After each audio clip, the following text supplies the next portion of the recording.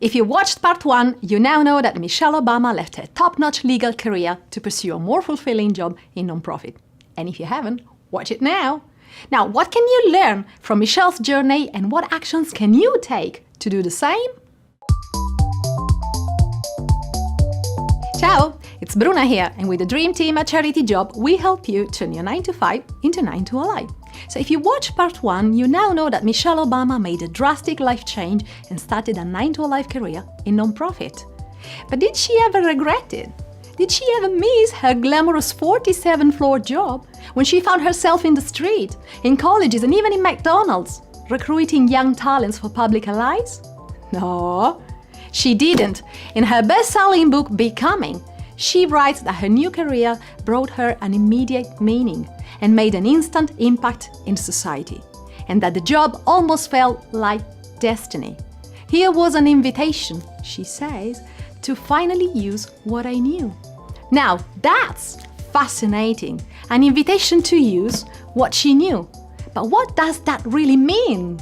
As a young girl growing up in one of the poorest neighborhoods in the city, and whose opportunities were limited by the color of her skin, she learned that failure is a feeling long before it becomes an actual result.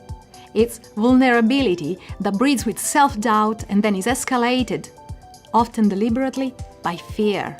And in fact, in providing opportunities for young talented people to become leaders, she leveraged her own story, her own perspective, and even her own lack of opportunities in her youth.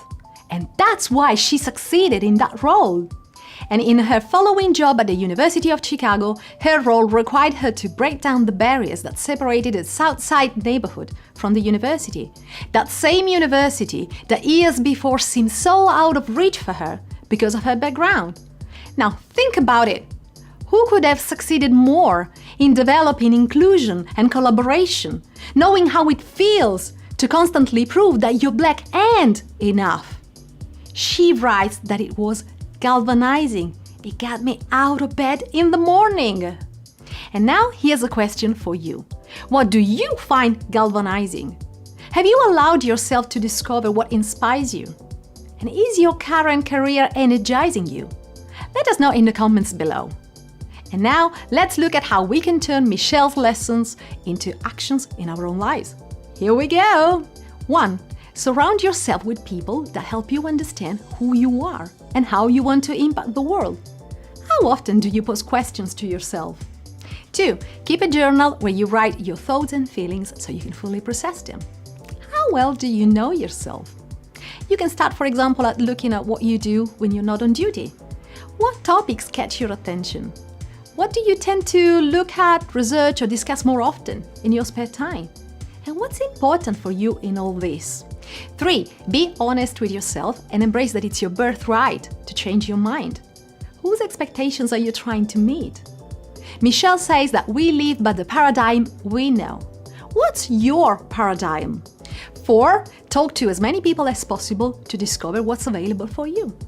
Now, Michelle says that she had no idea of the wealth of the virtuous jobs available in nonprofit. Do you? Check out our episode on careers in nonprofit.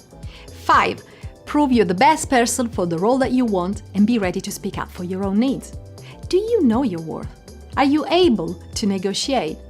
Michelle Obama completed a successful interview with her 3-month-old baby on her lap to make clear that motherhood wasn't negotiable. Now, what's not negotiable for you? Do you feel shy or embarrassed about your own needs? How could you change that? 6. Pinpoint careers where you can bring who you are into what you do and fully honor what's important to you. Now, considering your own perspective and experience, what could you leverage in a new, meaningful career? What will get you out of bed in the morning?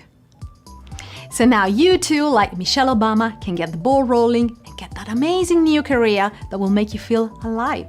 So what will be your first step? Leave a comment below.